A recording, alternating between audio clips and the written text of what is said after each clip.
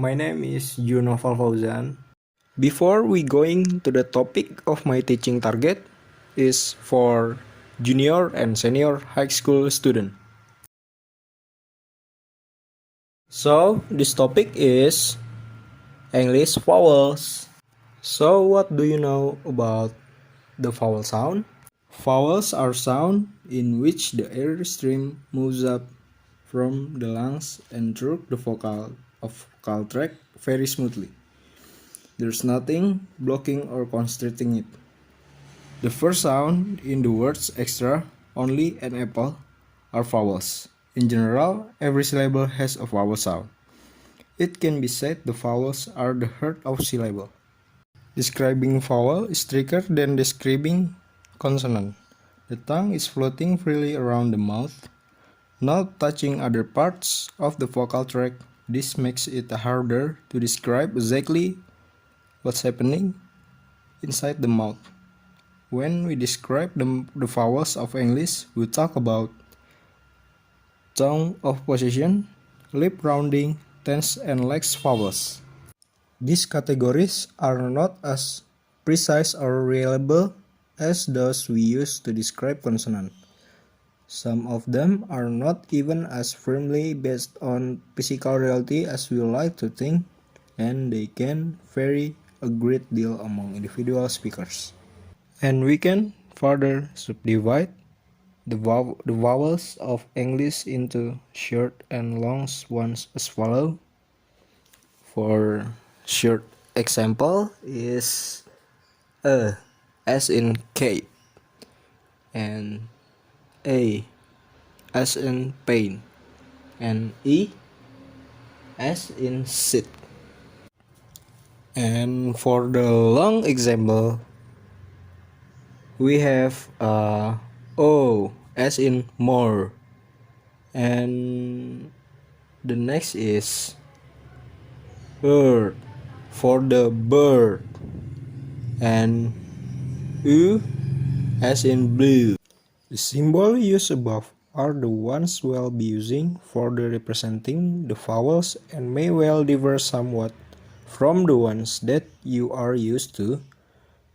This is because most textbooks on English phonetics tend to be very conservative and will thus stick to more traditional symbols. It is quite likely there whenever you find an unfamiliar representation. The ones next to it in brackets is in the ones will find in most of the relevant literature. Further symbol will be introduced for the relevant particular action as when necessary. The distinction according to long and short vowels is also one that may be a little bit confusing at times because all vowels tend to change their duration to some extent.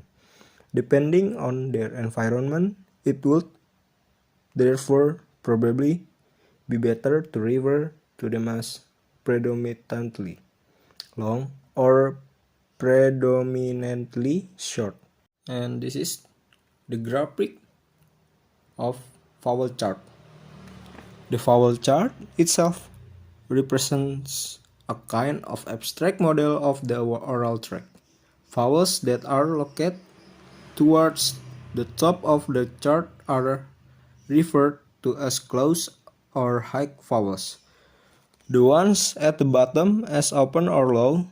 This also reflected in the horizontal lines running through the chart, which further subdivide the chart into three areas: close, central or mid, and open. Further distinctions are also possible.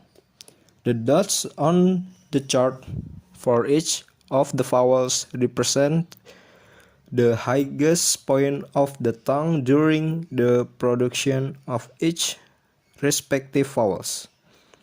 These positions, however, are of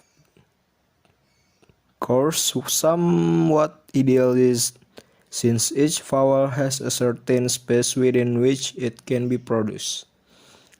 This space will vary from speaker to speaker, and in sense, we have to go through a kind of abstraction process whenever we want to get used to the patterns of a particular speaker, especially because even the same speaker is very unlikely to produce the same vowel in exactly the same way twice in a row.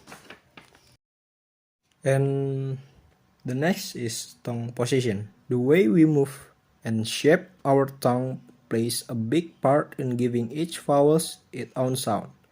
When you pronounce the vowels, even a small change in the position of your tongue can make a big difference in how the vowel sounds.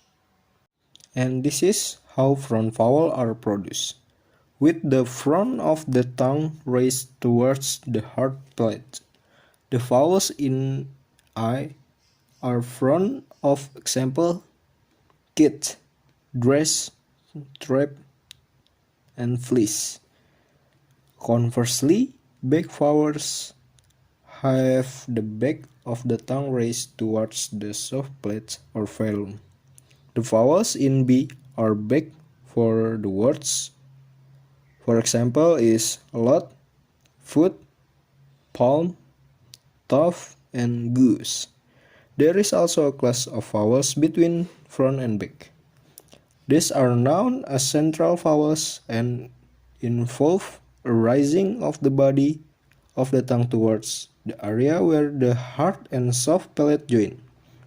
The most common of these in English, is known as schwa and only appears in unstressed syllables such as about, nurse, and stirred. And this is how to produce high and low vowels. High vowels have the tongue raised most toward the roof of the mouth. If the raising was significantly greater, the frication would be produced, making a fricative consonant, not vowel. The high vowels are in A. For example is kid, fleece, foot, and goose.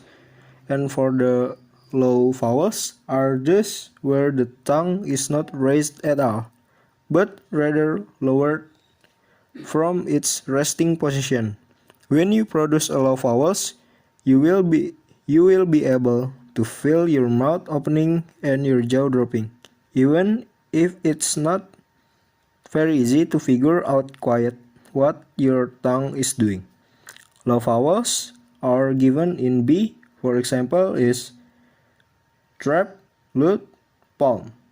Again, there is a further class intermediate between high and low, namely the mid vowels, for example dress, lot, tough, and nurse, and last is third. And this is the diagram display the two extreme lip posture and two intermediate lip posture.